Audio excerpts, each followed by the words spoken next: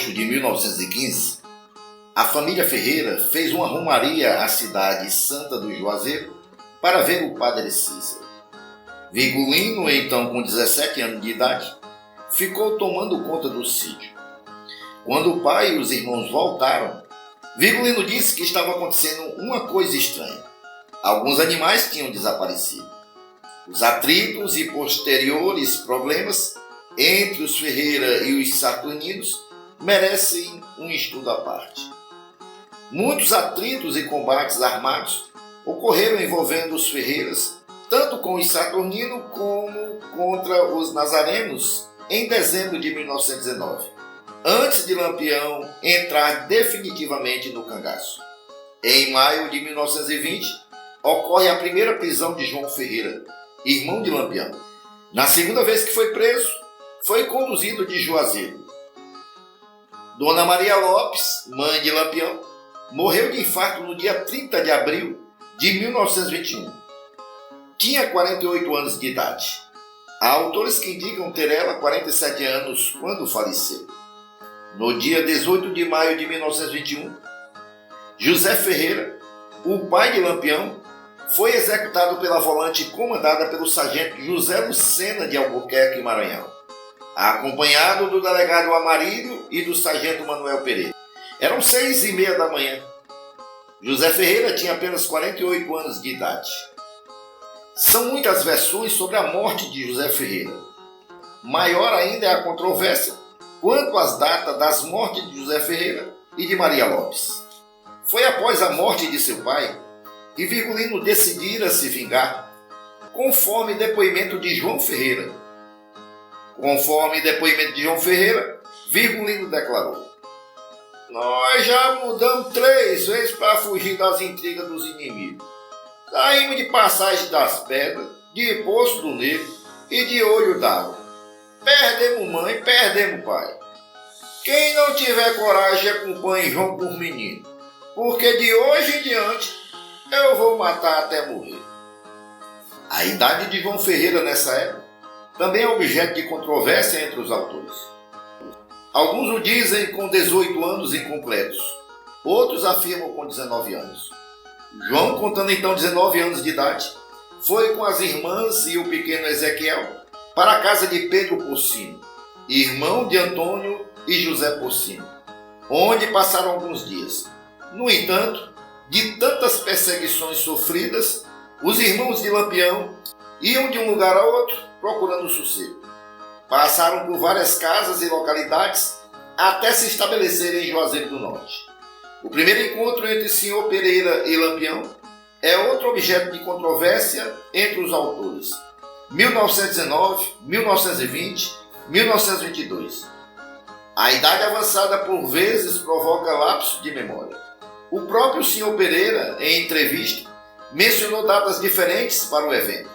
Em entrevista concedida ao jornal O Globo, em 1971, Sr. Pereira diz: "Deve ter sido lá pelos fins de 1919. Em outubro, talvez. Mas lembro bem que todos 3 eram cabras valentes." Em outra entrevista, concedida em 1977, à revista Manchete, foi publicado o seguinte: "Entre 1920 e 1922, Sebastião Pereira, já conhecido por Sr. Pereira, foi procurado por 3 jovens sertanejos nascido nas proximidades de sua casa e cujo pai trabalhava na fazenda de sua família. Os jovens eram Antônio, Virgulino e Levino. Alegavam perseguição da polícia, contavam arbitrariedades e pediam para se alistar no bando. Aceitos, passaram a obedecer cegamente a senhor. Na última semana de junho de 1921, Virgulino e os irmãos rumaram para Pernambuco, acompanhados de Antônio Rosa, Primo, Meia-Noite e João Mariano. Passaram apressados pelo Poço Negro para ver Dona Jacosa, prometendo que voltariam outro dia com mais calma para explicar certas coisas, e prosseguiram a viagem para o Pajeú. Sr. Pereira nasceu e se criou no povoado São Francisco, município de Vila Bela, atual Serra Talhada, em Pernambuco. Aquele povoado ficava a umas 2 ou 3 léguas da Serra Vermelha, onde Virgulino nasceu. São Francisco era o reduto da poderosa família Pereira. Os habitantes de Vila Bela eram quase na sua totalidade parentes ou aparentados. Pertinho do povoado ficava a fazenda Passagem do Brejo, à margem direita do rio Pajeú, propriedade de Manuel Ferreira Filho, casado com uma tia de Lampião chamada Maria José. Coincidentemente, Senhor Pereira se encontrava na Passagem do Brejo, a caminho da fazenda Carnaúba, de seu primo e padrinho Manuel Pereira Lins, neto da Carnaúba. Sem dizer para quê, Lampião e os irmãos pediram à tia que os apresentassem a Senhor Pereira. Ao serem apresentados a Senhor Pereira, foram direto ao assunto. Queriam entrar em seu grupo. Senhor Pereira os acolheu de pronto. Haja vista que ele e os Ferreira tinham um inimigo em comum, o clã dos Nogueira, aliados tradicionais dos Carvalhos. Na tarde do dia 4 de junho do ano de 1922, na Fazenda Feijão, ao norte de Belmonte, Senhor Pereira chamou Virgulino para uma conversa reservada e avisou que ia deixar o cangaço. Lampião seria o seu substituto no comando do grupo. Pediu que isso, por enquanto, ficasse em segredo, até decidir certas coisas com a sua família. O novo juiz de direito de Vila Bela, Dr. Augusto Santa Cruz Oliveira, era um homem estranho. Inclusive já tinha sido cangaceiro. Em 1922, no governo de Sérgio Loreto, o ex-cangaceiro voltava a Vila Bela, agora como juiz de direito. Na condição de amigo da família Pereira, Augusto Santa Cruz teve uma conversa com o Né da Carnaúba, fazendo-o ver que devia aconselhar Senhor Pereira a largar o cangaço. E é aí que entra em ação a figura do padre Cícero. O velho sacerdote e líder político sentia-se incomodado com a ação de Senhor Pereira, que no início do ano tinha lutado no Ceará, dando cobertura ao major José Inácio do Barro. O padre Cícero escreveu uma carta ao coronel Antônio Pereira, seu grande amigo, recomendando que tomasse providências para terminar aquela luta com os Carvalhos, dizendo que desarmasse Sebastião Pereira, o senhor Pereira, e o mandasse ao Juazeiro, que ele o enviaria para muito longe, a fim de acabar de vez com aquela questão. Em face dessas circunstâncias, Né da Carnaúba reuniu uma espécie de conselho de guerra de sua numerosa família, com a presença inclusive de Senhor Pereira. A reunião se deu no dia 8 de agosto de 1922, na Fazenda Carnaúba. Né falou da pressão que vinha recebendo das autoridades e em especial, da última, a maior de todas, partindo do próprio padre Cícero. Tudo o que fiz até hoje foi para tomar honra da minha família, disse Senhor Pereira, ao cabo das discussões. Não quero de forma nenhuma prejudicar o prestígio político de meus parentes. Esta é a segunda vez que o padre Cícero se prontifica a nos ajudar. Da outra vez não deu certo, mas agora vai dar. Eu vou embora. Lampião fica no meu lugar. Né da Carnaúba objetivou. Quer dizer, então, que você não vai dissolver o grupo? Assim o padre Cícero vai achar que nós não obedecemos a ele. Nada disso, respondeu o senhor Pereira. O padre Cícero não vai querer que eu mande no mundo todo. Nunca vai deixar de haver cangaceiro enquanto o sertão continuar como está. Você tem razão, apoiou Né. Se o padre Cícero reclamar que o grupo não se desmanchou, eu digo que os Ferreira são lá de Floresta e estão fora de minha área. E aqui para nós, os Ferreira não são nada, se acabam logo. Sem você, eles como os outros, vão ficar como formiga sem formigueiro. Sei não, viu? Duvidou o senhor Pereira. Eu não escolhi Lampião como meu substituto só por sua coragem, inteligência e liderança. Não. O que realmente pesou na escolha foi que Lampião e os irmãos são inimigos do nosso inimigo. Eu vou embora, mas os piranhas não vão ter motivo para ficar rindo de mim, pois vão continuar sem sossego. E se pensarem em vir para cima de minha família, vão ter quem os enfrente.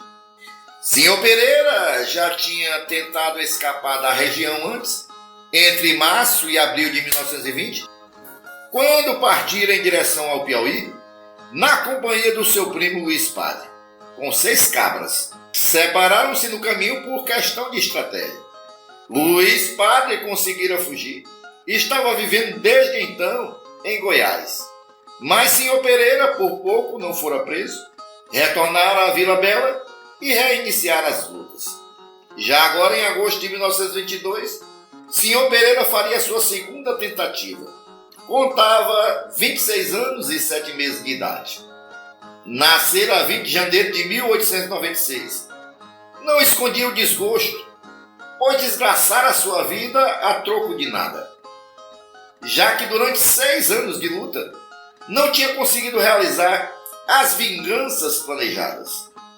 Fora as fazendas Piranhas e Umburana, que destroçara em ataques de surpresa, pegando seus donos desprevenidos e ausentes, só havia perpetrado 3 vinganças que merecem esse nome: as mortes de Antônio da Umburana e dos assassinos de Padre Pereira e Né Dudu. Senhor Pereira dizia ter matado uns 30 a 40. Na verdade, matou foi mais de 80. Porém, na maioria eram simples cabras ou soldados. Largava a luta e fugia deixando vivos seus mais ferrenhos inimigos. Sentia-se derrotado. Para custear a viagem e financiar o início da nova vida, Isidoro Conrado e Né da Carnaúba lhe deram o dinheiro da venda de 200 bois. Senhor Pereira, mais que um chefe, foi sem dúvida o grande professor de Lampião. Muito das táticas guerrilha que Lampião desenvolveria mais tarde foram aprendidas com Senhor Pereira. Senhor Pereira, 50 anos depois, na cidade de Serra Talhada, afirmou: Lampião nada aprendeu comigo, já nasceu sabendo. Mas Lampião não aprendeu com o Senhor Pereira apenas a arte da guerrilha. Aprendeu, sobretudo, a comportar-se diplomaticamente com pessoas importantes, tornando-as suas aliadas. Afinal de contas, Sebastião Pereira pertencia a uma das famílias de maior prestígio no Vale do Pajeú. Ele apresentou Lampião a seus parentes, amigos e protetores. A amizade dessas pessoas seria de grande valia no futuro. E, sobretudo, Lampião aprendeu com o Senhor Pereira que as autoridades e a polícia nem sempre ou necessariamente seriam suas amigas, podendo fazer-lhe certos favores por medo, conveniência ou suborno. O convívio com o mestre durou pouco mais de um ano, de junho de 1921 até agosto de 1922. Porém, como chefe efetivo do bando, a atuação de Senhor Pereira deveria ter cessado por volta de abril ou maio de 1922, no famoso assalto à Baronesa de Água Branca, ocorrido em 26 de junho de 1922. Senhor Pereira não estava chefiando o bando. Quem comandou o assalto foi Lampião. Senhor Pereira já era então uma espécie de chefe simbólico. Seu afastamento decorria de 2 motivos. O primeiro seria por problemas de saúde, pois alegava sofrer de reumatismo, havendo ocasiões em que tinha dificuldades até para caminhar. O segundo motivo seria de ordem política, pois o coronel Antônio Pereira, filho do barão do Pajeú e Né da Carnaúba, homens fortes dos Pereiras na política regional, estavam sendo pressionados pelas autoridades para pôr fim à guerra com os cavalos. Depois da reunião com a família, no dia 8 de agosto de 1922, Senhor Pereira reuniu o bando na Fazenda Tabuleiro, de Neco Alves, a fim de despedir-se dos companheiros. Ali anunciou que estava abandonando a luta por motivos de saúde. Disse que deixava Lampião em seu lugar, para quem quisesse continuar no bando. Decidiram ficar com um novo chefe, os cangaceiros Baliza, o José Dedé, Cícero Costa, o Asa Branca, Meia-Noite, Joaquim Coqueiro, Zé Melão, Laurindo, João Mariano, Antônio Mariano, Plínio, Bentivi, Patrício, Raimundo Agostinho, João Genoveva, Pedrão, Antônio Rosa Ventura e, claro, os dois irmãos de Lampião, Antônio e Livino.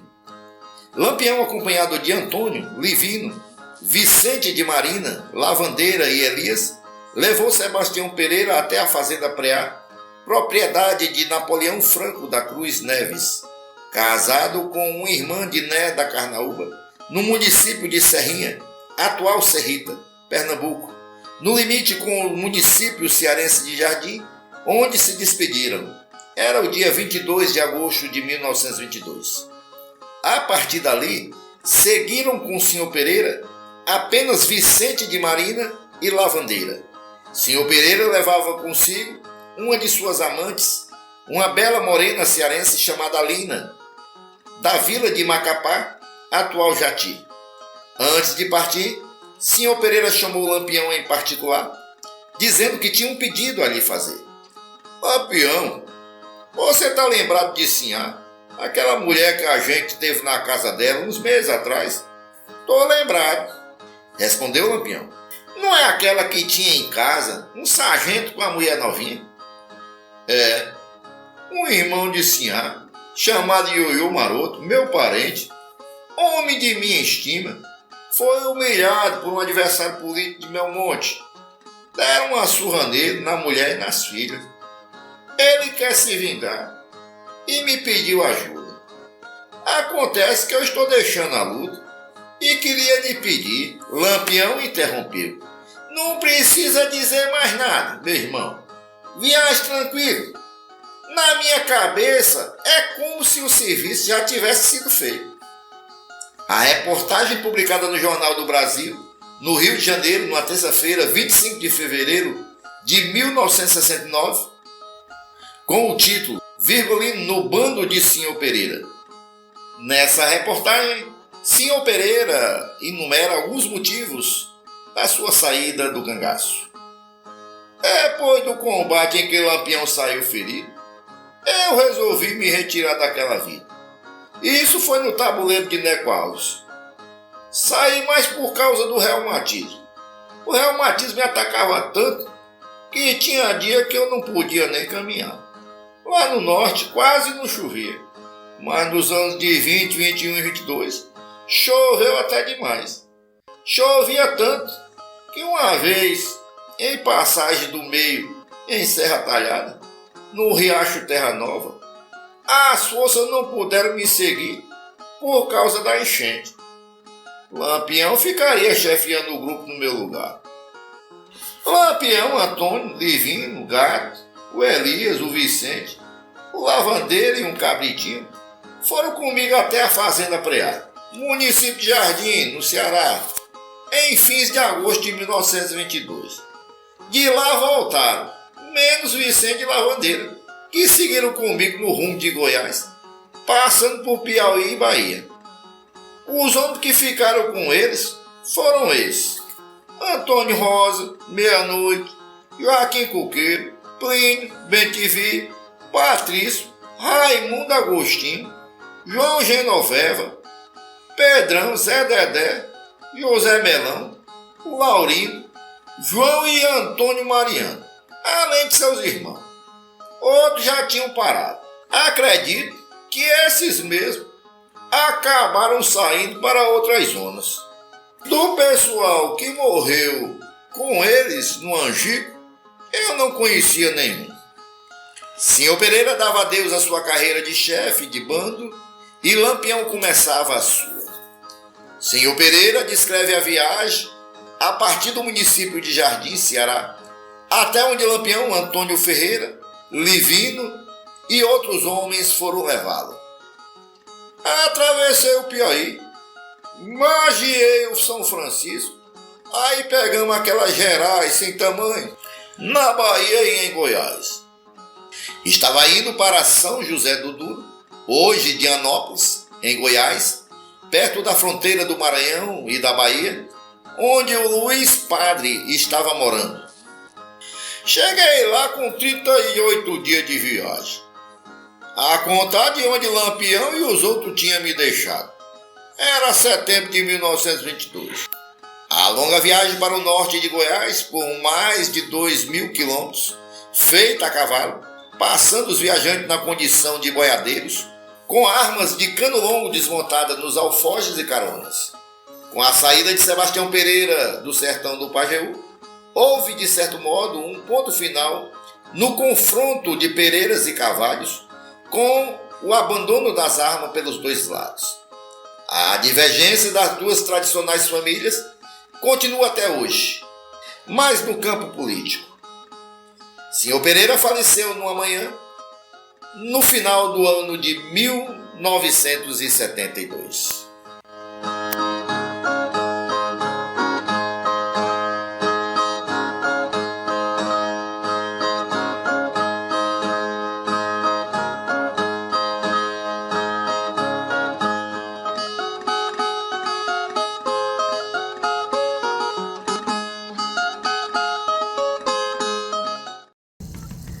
Olá, amigos do canal Nas Pegadas da História.